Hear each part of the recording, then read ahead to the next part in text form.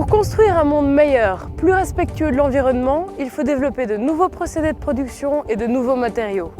La rencontre entre des compétences différentes et complémentaires permet cette créativité. Au sein du pôle de compétitivité Greenwind, le projet Minerve en est un bon exemple. Le projet Minerve a pour but de valoriser les matières et le potentiel énergétique présent dans les anciens sites d'enfouissement de déchets. L'objectif est de permettre une réutilisation de ces matières. Nous sommes confrontés à un problème en termes de pénurie croissante de matières premières.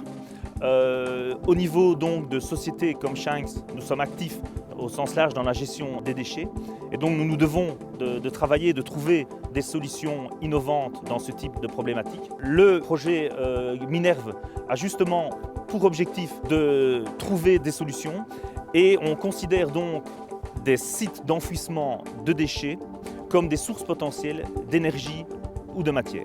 Évidemment, pour arriver à gérer ce type de problématique assez complexe, nous avons besoin d'une série d'autres partenaires, scientifiques, universitaires, centres de recherche.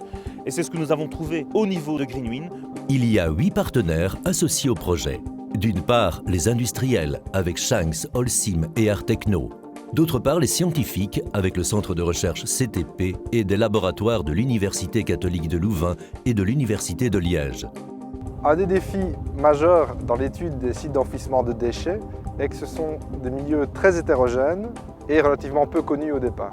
Donc pour les caractériser, en fait, on va utiliser des outils d'imagerie géophysique et des techniques d'analyse biochimique pour optimiser les processus de décomposition des déchets et la production de biogaz.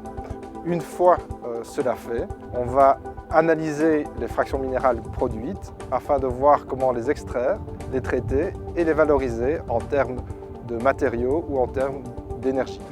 Le plan Marshall 2.0 et Greenwind permettent donc que les compétences disponibles en Wallonie se rencontrent et mobilisent de vastes projets novateurs. Pour plus d'infos, rendez-vous sur wallonie.be.